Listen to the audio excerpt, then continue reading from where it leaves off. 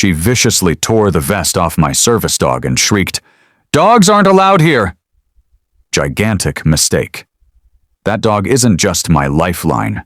He's a federally protected asset. And me? I'm not just some random guy with a leash. I'm a federal ADA compliance enforcer. Before we move forward, comment down from where you're watching right now. What Karen couldn't possibly have known was that by physically assaulting my dog and attempting to expel me from the HOA clubhouse, she didn't just break a petty rule, she committed a federal felony. Let me lay out the complete narrative because what began with a pathetic, no dogs allowed tantrum concluded in a courtroom, with a judge, and with Karen learning the catastrophic consequences of messing with a force far more powerful than her little clipboard. I'd relocated to the neighborhood a year earlier. It was a perfect place. Serene streets, enormous oaks, and a walking trail along a lake. I chose it for that exact reason. Tranquility. It was perfect for my PTSD. I'd served 6 years in the military overseas on active duty. Events unfolded there that I won't detail. But when I came back, I was a different man. The night terrors, the flashbacks, the crowd anxiety, it made normal existence a constant battle until I was partnered with Titan. Titan is a golden retriever certified through a federal program as a PTSD service dog. He detects imminent panic attacks, creates a buffer in suffocating crowds, and even jolts me awake from night terrors. He isn't a pet. He's a piece of critical medical equipment with a heartbeat. Everywhere I go, Titan goes, which unfortunately put him directly in the crosshairs of the HOA, specifically Karen. Karen was the HOA president, or at least she proclaimed herself to be. From what I gathered, no one actually elected her. She just usurped the position one day and began enforcing rules like a one-woman militia. She was tall, rail-thin, with bleached-out blonde hair and that chilling smile that promises, "I will report you to every agency in existence." She carried a walkie-talkie and a whistle and took pleasure in screaming about decorative flags violating color codes or mailboxes being 2 inches too high. I did my best to evade her. Most residents did, until the day of the community mixer. It was supposed to be a peaceful afternoon. Some light snacks, iced tea, a few folding chairs arranged on the clubhouse patio. I figured it would be good for me to try to be social. Titan wore his official vest, a vest clearly emblazoned with "Service Animal Do Not Pet." We stepped into the clubhouse, and that's when I saw the look on her face. Karen spotted Titan and went rigid like she'd just seen a wolf. "No dogs," she snapped, jabbing a long, crimson fingernail toward the exit. I remained calm. "He's a service dog." "Nope, doesn't matter. Clubhouse rules state no animals. Period." "He's protected under the Americans with Disabilities Act," I said, my voice as level as steel. "It's a federal law." Karen stormed across the room like a ballistic missile and stopped mere inches from me. "You can't just claim he's a service dog to bring your pet in here. I've seen people try that pathetic trick before." I reached into my jacket and pulled out my documentation. My federal ADA identification and Titan's certification papers. Karen didn't even glance at them. Instead, she reached out, seized Titan's vest, and yanked it off him.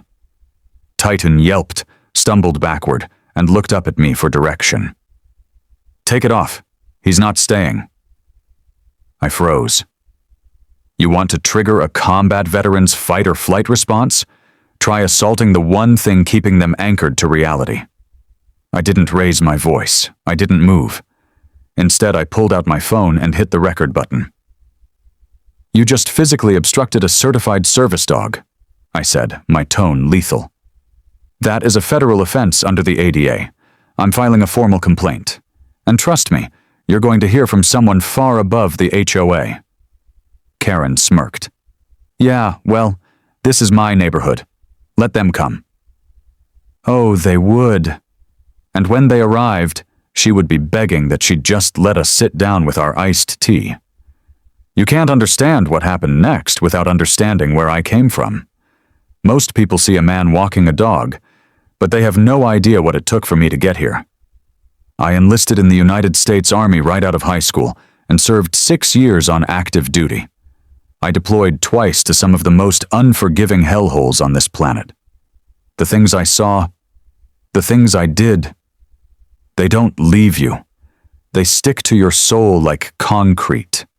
The sound of a car backfiring, a sudden flash of light, the claustrophobia of a crowded room, these were the triggers that became my daily enemy after I came home. I was a ghost, a shell of the man I used to be. My family didn't know how to handle me, my friends couldn't relate, and I lived with a low-grade hum of anxiety that could, at any moment, erupt into a full-blown panic attack. It made a normal life impossible. I tried everything, medication, therapy, you name it. But nothing was a permanent fix until a VA specialist suggested a service animal program. That's how I met Titan. He wasn't just a dog. He was a lifeline handed to me by the government I had served. He was trained, certified, and vetted through a federal program to be a PTSD service animal. He's my shield in a crowd, a warning system for my panic attacks, and the quiet anchor that keeps me tethered to the present. He's not a pet to be petted.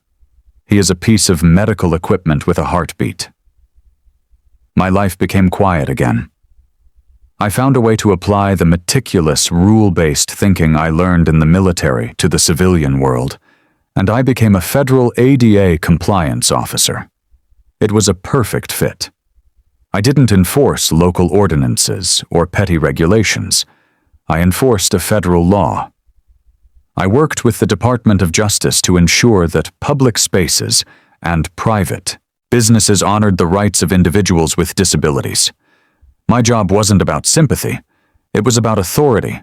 It was about leveraging the full weight of the United States government to protect those who couldn't protect themselves. I was the silent hammer. I knew the ADA, Title II and Title III, with a fluency that most lawyers don't.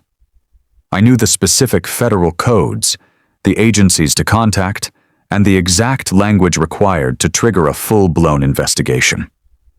I wasn't just some guy with a dog. I was the very embodiment of the authority Karen was so desperate to mock. My neighbors saw a quiet, unassuming veteran who kept to himself. They saw a peaceful man with a dog. They had no clue that the very person they were so grateful for, the one who lived down the street and never caused a problem, possessed the legal arsenal to bring down a corrupt organization with a single phone call. They thought Karen was untouchable. They thought her reign of terror was an inescapable fact of life. They were about to find out exactly how wrong they were. They had no clue, because how could they? You see, Karen wasn't just a nuisance. She was a parasite that had attached itself to the community, and no one knew how to cut her off. She hadn't been elected by anyone. From what I gathered from the other residents, she had simply stepped into the role of HOA president after the previous one moved away, and no one had challenged her. She used that vacuum of power to turn the community's bylaws into a weapon. Her arsenal consisted of a clipboard, a cheap walkie-talkie, and an insatiable appetite for control. She had a list of pet peeves as long as her arm, and a fine for every single one. I heard stories about her from the neighbors, whispered in hushed tones as if she were a ghost who might overhear them. She once fined a family for their daughter's chalk drawing on the sidewalk, citing a graffiti rule. Another neighbor, an older gentleman who had lived here for 40 years, was threatened with a lien on his house because his mailbox was a half-inch below the required height. He had fixed it, of course, but the memory of her screaming at him on his own property was seared into his mind.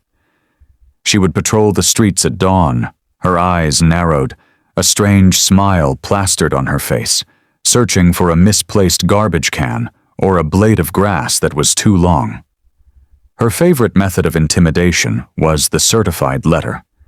It was her version of a bullet, a cold, legal threat that she would mail to your house, promising to escalate the most minor infractions to fines, liens, and even legal action. Her arrogance was a force of nature. It was built on the foundation that she was untouchable. And in a way, she was. The HOA's board was made up of her friends, a group of spineless enablers who signed off on every single fine she levied without question. They didn't care about the community. They cared about keeping Karen happy so she wouldn't turn her fury on them. Karen had created a miniature police state, a pocket-sized dictatorship where her word was law. She was a petty tyrant, drunk on the microscopic power she had seized, and the community had learned to live in fear of her. No one had ever pushed back. Not a single person had ever told her no. They had simply paid the fines, mowed their lawns, and gritted their teeth. What Karen didn't realize was that I wasn't just another neighbor. I didn't care about her small-town clique, her rigged board, or her cheap threats. I wasn't interested in fighting her with her rules. I was about to bring an entirely different rulebook to her front door. A rulebook she would not be able to ignore. I wasn't interested in fighting Karen with her rules. I was about to bring an entirely different rulebook to her front door. A rulebook she would not be able to ignore. The moment I got home, I didn't waste a second. I didn't shout. I didn't rant. I simply went into tactical mode. I downloaded the video from my phone to a secure drive and backed it up 3 different ways.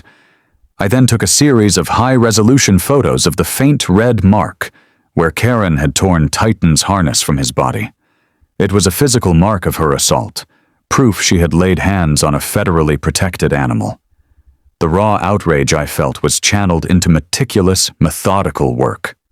I opened my laptop and began building my case, not as a disgruntled neighbor, but as a federal agent compiling evidence for a formal investigation. I pulled up the official government websites, the ones Karen had no idea existed. I went directly to the Department of Justice Civil Rights Division portal. I knew exactly what I was looking for: a Title III violation of the Americans with Disabilities Act. This law, often misunderstood by people like Karen, is crystal clear. It states that no individual shall be discriminated against on the basis of disability in the full and equal enjoyment of the goods, services, facilities, privileges, advantages, or accommodations of any place of public accommodation. The HOA clubhouse was a public accommodation. Her actions were a textbook violation. But I wasn't done.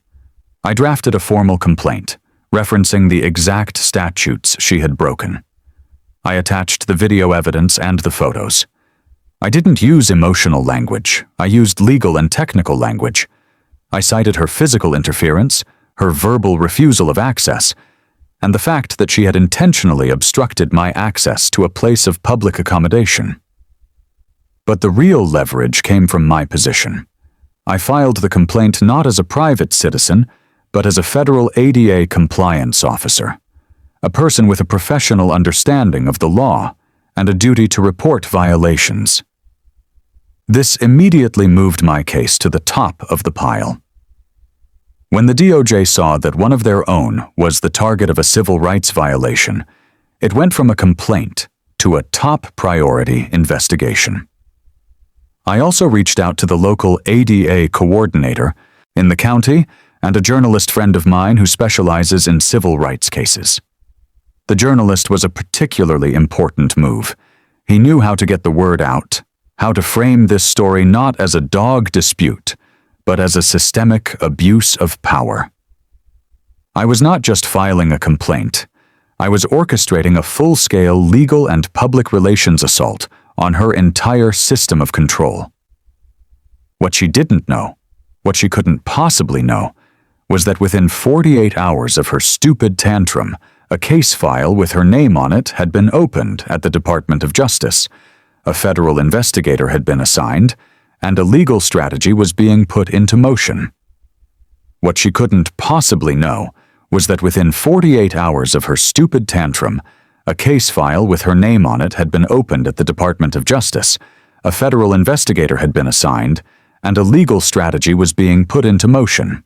True to her nature, she decided to double down. Just 2 days after the incident, a certified letter arrived at my door from the HOA. It was a formal violation notice. The language was cold, precise, and utterly insane. It cited unauthorized animal brought onto HOA property and imposed a $250 fine. She was actually trying to fine me for being federally protected. This wasn't just a threat, it was a slap in the face. She was so deluded by her own power that she believed she could issue a fine against a federal law. This was an act of war, and she had just handed me the ammunition to end her. The next day, she had the audacity to stop by my driveway as I returned from the grocery store with Titan. She pulled her car in front of my own, got out, and swaggered over with that chilling smile. "Still dragging that dog around, huh?" she sneered. "You might want to check your mailbox. We're just getting started." Her words were a physical threat. Her tone was pure venom. She expected me to shrink, to cower, to beg, but I had a trump card she couldn't see. I smiled back, a calm, lethal smile that made her face lose just a little color. "Funny," I said, my voice barely above a whisper. "The Department of Justice said the exact same thing." I didn't elaborate. I didn't need to. Her entire posture changed. The arrogance melted away, replaced by a flicker of genuine fear. She didn't have the guts to ask what I meant. She just got back in her car and drove away. That moment was the first domino. That night, I got an email from the ADA investigator assigned to my case. They had just received my evidence, and were not only pursuing it federally, but were working with the state's Civil Rights Enforcement Agency to issue a local citation as well. Karen had crossed the wrong person, and the best part was that she still had no idea just how bad it was about to get. The following day, things started unraveling for her. I woke up to a letter from the county, a formal notice of compliance review for the entire HOA, triggered by a suspected violation of federal civil rights law. That morning, while walking Titan around the lake, I passed a group of neighbors whispering. A man named Pete, who I knew lived down the street, approached me and asked, "Did Karen really grab your dog last weekend?" I nodded. "And you reported it?" I nodded again. He looked over his shoulder, then leaned in. "I've been waiting for someone to finally take her down. She once threatened to fine me for parking in my own driveway because it didn't look organized. Turns out I wasn't the first, or the fifth, or even the 10th person she had bullied. Karen had a history, a long trail of victims. She just hadn't crossed the wrong person until now." The next day, flyers started appearing in mailboxes. They were simple, but they were a weapon. "Know Your Rights," the headline read. "Added protections for residents with disabilities." They were sent anonymously, but I knew who had coordinated it. My out-of-field rep had confirmed it. The flyer explained that HOA rules could never override federal law and detailed the specific fines Karen could be facing. It also informed people how to file their own complaints. Karen exploded. She showed up at my door, red-faced and fuming, clutching one of the flyers. This is libel defamation," she shrieked. "I'm the HOA president." I calmly said, "You were. Not anymore." Because while she was screaming at me, something else had already happened. A special meeting had been called by a majority of the HOA's voting members quietly behind her back, and they had voted to suspend her authority pending the results of the investigation. The next night, someone posted the video to the community's Facebook group. It was the raw footage of her grabbing Titan's vest, his small yelp, her voice shrieking that service dogs aren't real. It went viral, shared outside the neighborhood, reposted on Reddit, and even picked up by a local news outlet that loved a good Karen caught on camera story. It wasn't just about me anymore. It was about the entire community realizing they'd been bullied for years by a dictator who finally got caught. It wasn't just about me anymore. It was about the entire community realizing they'd been bullied for years by a dictator who finally got caught. The following week, a certified letter arrived at Karen's house. I got a copy, too. It was from the Department of Justice, and the language was surgical and final. It explained that based on the video evidence, witness reports, and her gross violation of Title III of the ADA, she was being formally charged with obstruction of disability access. Not just a fine, not just a warning, a formal charge. And that wasn't all. The letter also stated that the HOA, too, was being put under a 6-month federal compliance audit. All records, finances, and complaint files had to be turned over to the Department of Justice. The neighborhood's entire leadership structure had to be reviewed. The authority she had so desperately clung to was being meticulously dismantled, piece by piece, by a federal agency that operates on a timeline of justice, not a schedule of petty fines. Karen tried to fight it. Of course she did. She filed a pathetic appeal, a desperate final flail against a force she couldn't comprehend. She claimed she was being unfairly targeted by a man with a dog pretending to be disabled. That phrase, she actually wrote that in an official email. She put it in writing. And because I was a central witness, the ADA forwarded it to me as part of their evidence collection. It was a gold mine. I simply handed it off to my lawyer. Karen didn't realize her words were digging her own grave deeper, providing more and more irrefutable proof of her malicious intent. Her last pathetic attempt to maintain control was now a permanent part of the federal record. A week later, I got a call. The county ADA enforcement office wanted me to attend a hearing as a key witness in the case. I accepted. I had been waiting for this. I had been planning for this. I was ready to watch her face when she realized that everything she had built on a foundation of fear and intimidation was about to come crashing down in a single devastating moment. I had been waiting for this. I had been planning for this. I was ready to watch her face when she realized that everything she had built on a foundation of fear and intimidation was about to come crashing down in a single devastating moment. When I arrived at the hearing, Karen was already seated, her arms folded, her expression sour and belligerent. The board members, DOJ reps, and ADA enforcement officers were all there, their faces calm and businesslike. They weren't here for a debate. They were here for a verdict.